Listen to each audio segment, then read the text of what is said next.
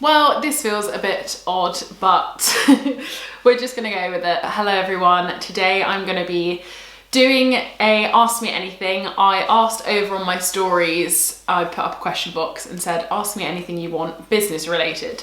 So that's what we're going to be doing today. I'm going to be answering your questions. I've got a bunch of questions, so I'm not going to waste any time. I'm just going to jump straight into them. First question. What is the toughest thing about running a business? Many things, but something that comes to mind straight away as being probably the most difficult part of what I do anyway, is being alone. And being by yourself for a lot of the time, a lot of the week. Obviously very lucky if I get to go to shoots and co-work or go to different places and work from different places. That's like a big perk of the job. I get travel freedom in that respect, and I can do it from anywhere as long as I've got my laptop. It is a very lonely industry to be in, and it is very lonely having your own business. You don't have anyone to bounce ideas off, so I would say that is probably the hardest part, is having to think for yourself and not having other people be able to make any decisions for you, if that makes sense. One thing you wish you knew sooner. I want to say, even though I always knew this, I didn't really maybe take my own advice. But one thing I wish I knew is the impact that good branding has on your business. I just came off of a call actually with a girl that I'm going to be working with, Phoebe from Be Hope Studio, on my Dubsado stuff, and I said to her, she was like, tell me a bit about your business and what you're up to at the moment, what stage are you at? And I said about the impact that my rebrand has had on my business and the amount of inquiries that I get, the people that I'm working with, the projects that I'm working on. It's all just escalated in the best way possible. I'm working with amazing businesses, amazing people, bigger projects, which is amazing, but I didn't realise the importance of branding, and everyone says, oh, you know, it's not something that I want to invest in, it's really expensive and I can just do it myself and I can do this. I think, yeah, it speaks volumes. If you've obviously not got the money to do it, then it's not necessary, but I would make it a priority that you put some money aside and invest and work with a brand designer in any possible way that you can, as soon as you can in your business, because it has been the biggest thing that has honestly changed my business. So shout out to Kelsey again. My past two videos have featured a lot about Kelsey, but if you do want to see my rebrand, I have two videos already which highlight and show everything that I did from start to finish with my rebrand.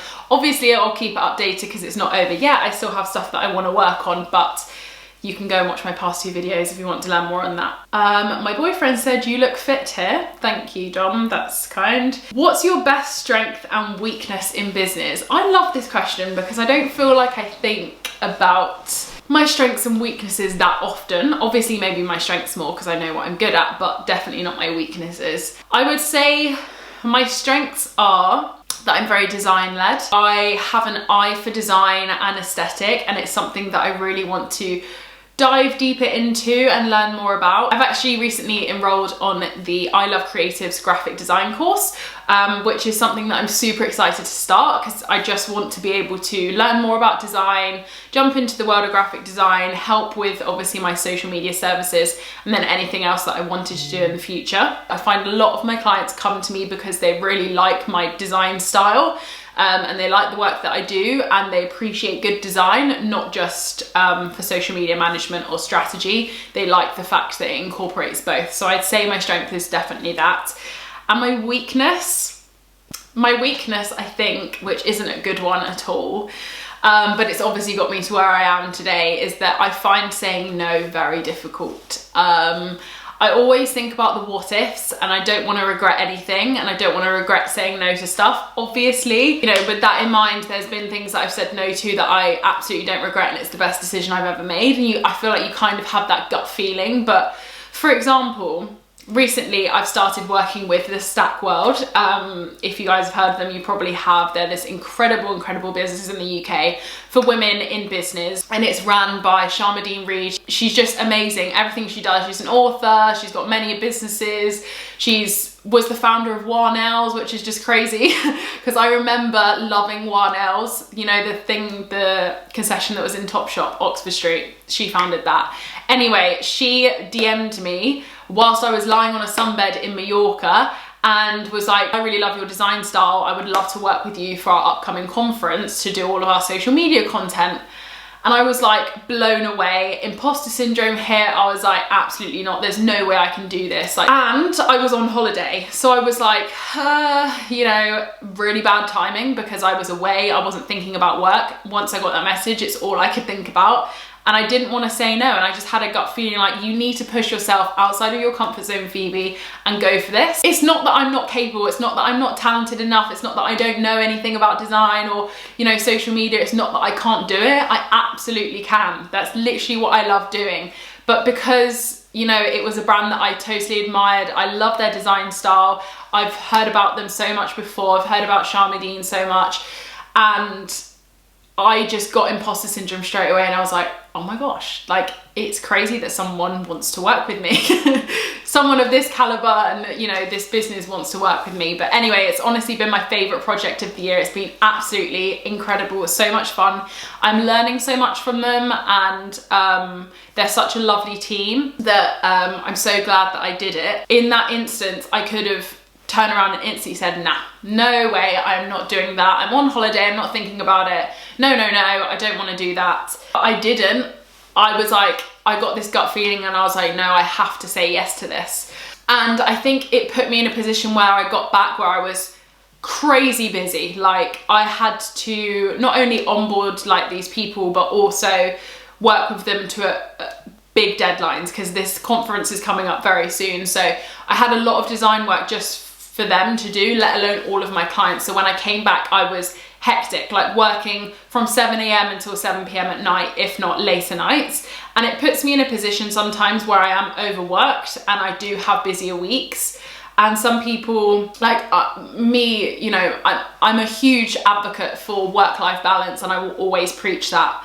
But I think there are times in business where you just have to work your ass off and do late nights and not get burnt out, but, you know, just be tired, like have those stressful days because that's what's going to push you and that's what's going to sort of like take you to the next level. So as much as it's a weakness that I can't say no to things and I do overwork myself and I do put a lot on my plate, I will always hit those deadlines, whether it means that I have to stay up late, do an all-nighter, whatever. And I think that is a weakness and I have to sort of learn to control that and put boundaries in place. But obviously when these opportunities come up, it's really hard to say no. Sometimes when it's, you know, on a deadline, you absolutely can't. But there's some things that aren't on a deadline and I could just set a boundary and say, look, we'll start this in 2 weeks time, not next week because you want to. So maybe that's my biggest weakness. I've gone off on a tangent there, but there we go. Best bit of business advice you've ever been given. Hannah, you are coming through with all the good questions here. Okay, I know exactly it. And this only happened to me recently in the past few months or so. And it was from, actually, I'm not gonna say who it was from. But it was from someone else in the industry. And I was going through a very crazy time with other people in the industry. Anyway, I've spoke about this on my vlog. I've had a pretty shitty time these past few months over summer. And she said to me, the first time that I thought that my business was, you know, scaling and going to the next level and I was really getting somewhere is when I cut off all the negative and outside chatter and I just concentrated on myself and I kept my circle very small. The key there is keeping your circle very small. I think especially in this industry and being on Instagram, it's very easy to make friends and, you know, tell everyone everything about your life and do all of these projects with people that you've literally just met and you don't really know these people that well. It's very easy to, because you're on your own in business, which is the hardest part, you feel like you need to go to other people to get some feedback and hear their opinions and what they would do. And that's not always the best answer. In fact, I think it held me back for a year in my business, listening to other people and what they think about certain scenarios with clients.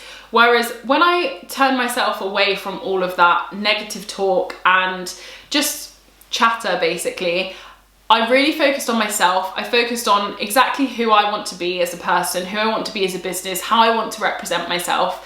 And I didn't let any outside noise into my brain. I've spoken about this briefly, but I've never felt peace like it. I honestly felt like I had 20 more hours in the day, and I felt like I had all this time to really concentrate on myself and my clients without feeling stressed out, without feeling worked up. And it was all because I got rid of people in my life that just weren't adding anything apart from negativity or making me feel really upset or not in a good mental headspace.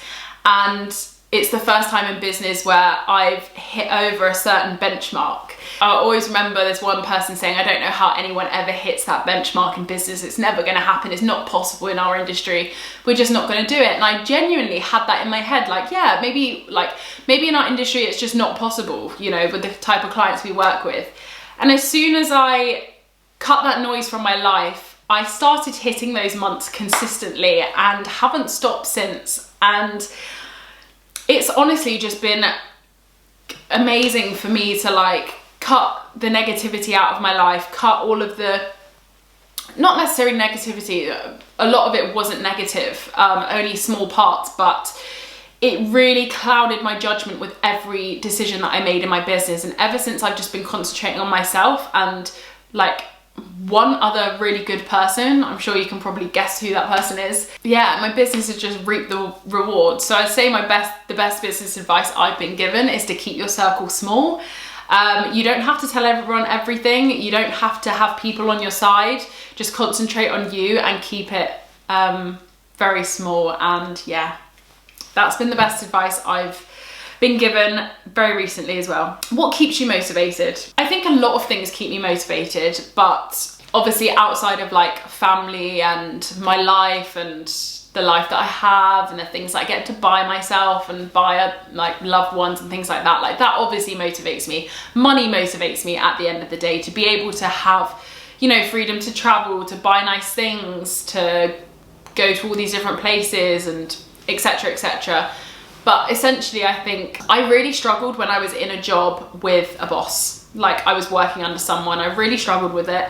I'm not very good at taking direction, I don't think, from people. Like, I really miss that, or lack of creativity. I will put my hands up and say I'm not a great employee. Just because it's not that I'm like argumentative or like negative or anything like that. I'm less productive basically when I work under someone, because I see all these to-do lists and I see everything that I need to do and all these deadlines, and I get totally overwhelmed. I'm just not very good at managing that. Whereas for my own business, I'm so much better at managing it. I think that the motivation to be able to just work for myself and to have the freedom in money, to have the freedom in travel, to have the freedom to make my own schedule, to work with who I want, that is what keeps me motivated, because I couldn't have a better feeling or a better scenario than working for myself. Like, absolutely love working for myself, and I can't imagine ever working for anyone else. And I don't want to be in a position where I have to work for someone else, be told when I need to be in, be told when I need to leave, be told when I can take a sick day, be told when I can take holiday. I want to be able to do it all and on my own terms. And I think that's what keeps me motivated, is that I just want this to be a success, and I want to be able to live that carefree life where I can live on my own schedule and be anywhere in the world and I don't have to answer to anyone. So I think that's what keeps me motivated. How do you find clients? This is a hard one, because I don't actively go out and find clients or try and pursue any businesses or anything. I have never to this day reached out to a brand to work with them, which, you know, isn't like a bad thing or a good thing. It's just like, by all means, reach out to people. If you want to work with someone, reach out to them. Like, that's the best way to get, you know, in touch with people and get your name out there. But for me, I've never done that. I've just been lucky that I've had word of mouth and referrals and Instagram and thing. But I honestly think the biggest factor in it is Instagram and just sharing my work, sharing my knowledge and uploading absolutely everything to this platform. I have a lot to thank. You know, with Instagram, my business wouldn't be anywhere without Instagram. And I think once you make connections or once you work with certain people, that word of mouth, they might tell their friend who needs social media management or vice versa. We'll just spread the word basically, and through word of mouth, you are able to get other clients and other work. And that's always the best kind of work, because you've built the trust with your client already and they've kind of instilled that into the person that they're recommending you to. So it's always a really good relationship to have. But I would just say post everything, absolutely everything and anything on Instagram. It is your portfolio at the end of the day. And just, yeah, put your name out there and work really hard and the clients will come to you. But equally, if you want to really work with someone, reach out to them. There's literally no harm in doing that. How to deal with imposter syndrome? Well, like I said, I've dealt with that very recently, be it with the Stack World stuff.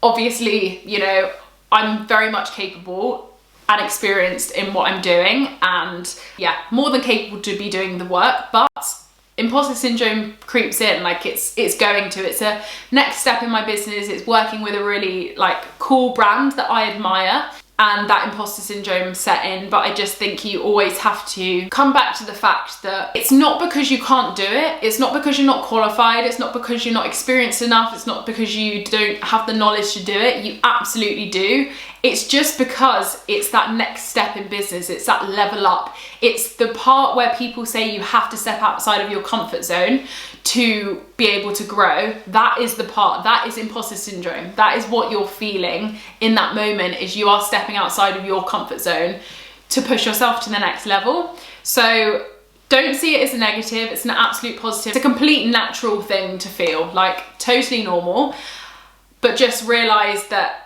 it's at the point where you're outside of your comfort zone, but only because you're going to push your business in the right direction, take it to that next level. Take it as a positive, don't look at it in a negative way. Yes, it can be difficult, but it is not a reflection on you and your abilities. It's just that imposter syndrome inside of you. How to get into a routine when it's just you and work from home. Hopefully, over the next few videos, you'll be able to get an idea as to how I sort of deal with working by myself and working from home.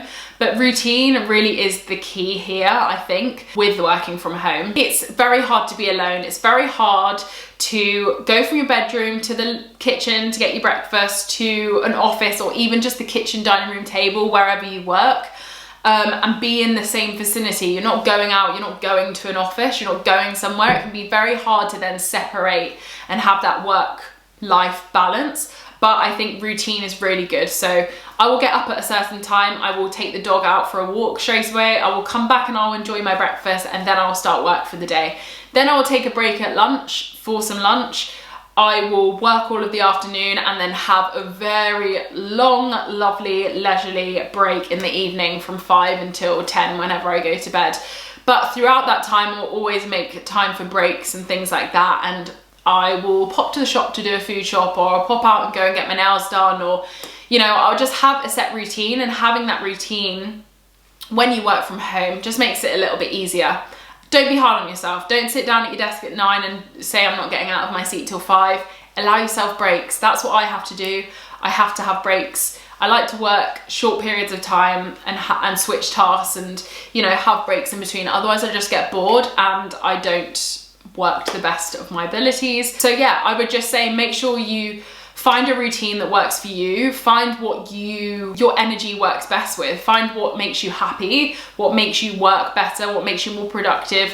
What parts of your daily routine do you not want to give up? For me, I cannot give up having breakfast in the morning, making my breakfast and sitting and just chilling and watching a YouTube video. Like, that is me. I need to do that. I need to have time in the evening where I sit down and watch trash telly and watch the Kardashians. Like, I just need that.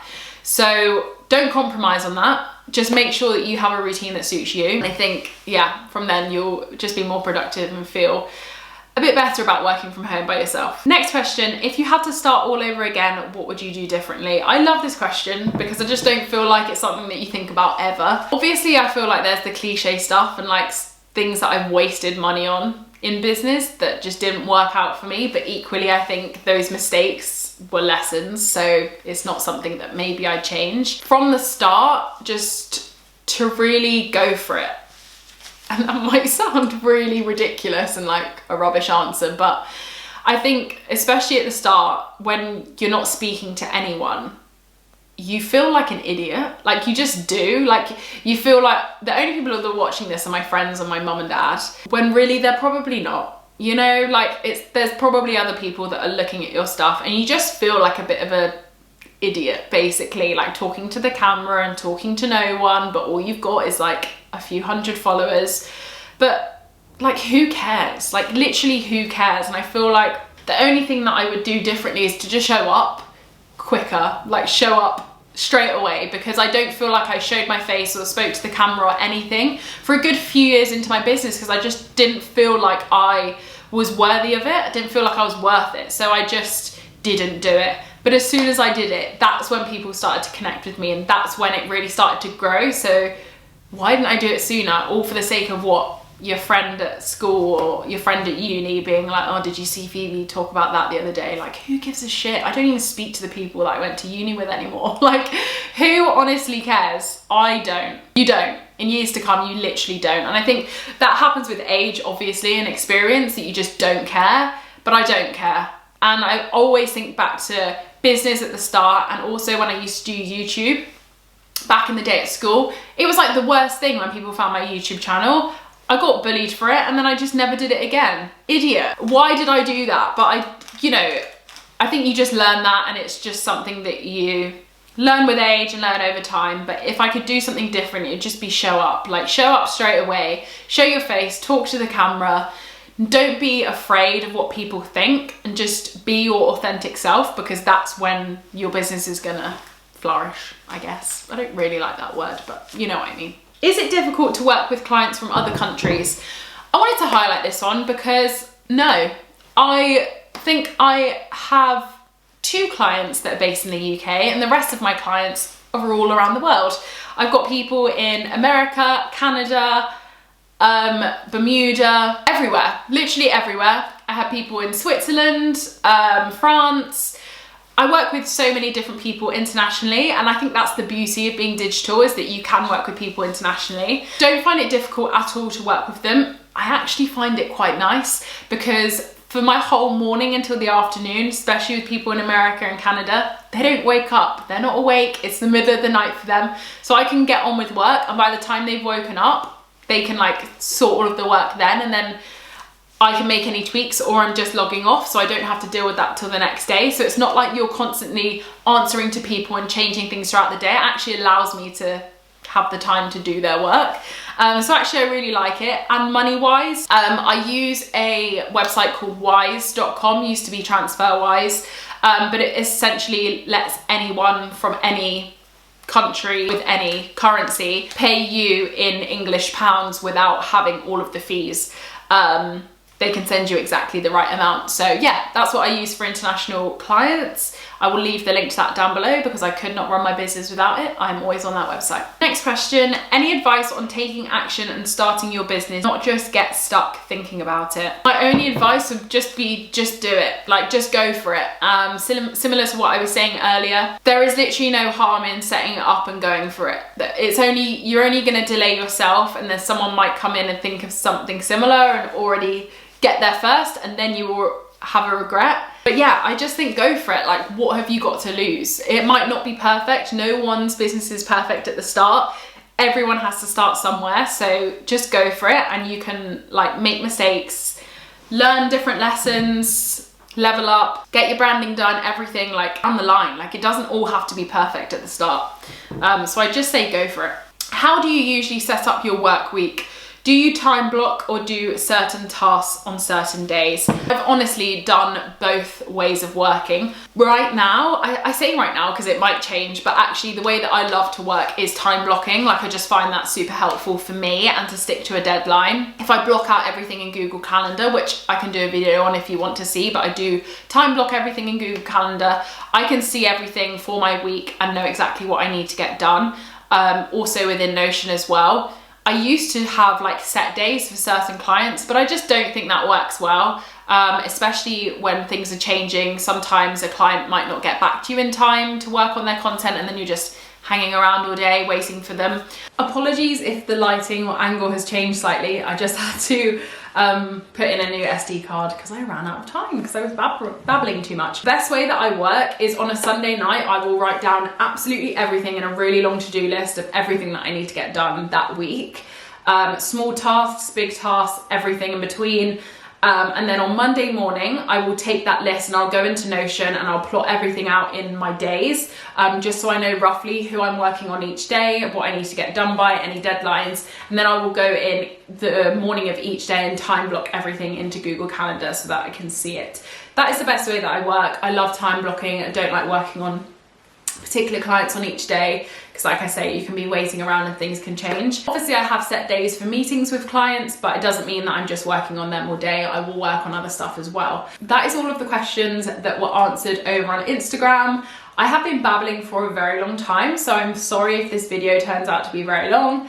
I do love a babble. I hope I answered everything that you guys wanted to know and it was interesting of some sort. I still feel like a bit of an imposter doing this, to be honest, but there we go. If you have any other questions or you want to chat in the comments, go for it, or ping me a DM on Instagram and I'll happily chat in the DMs over there. But yeah, thank you very much for all of your questions. Super appreciate it. And I will see you hopefully next week with a new video.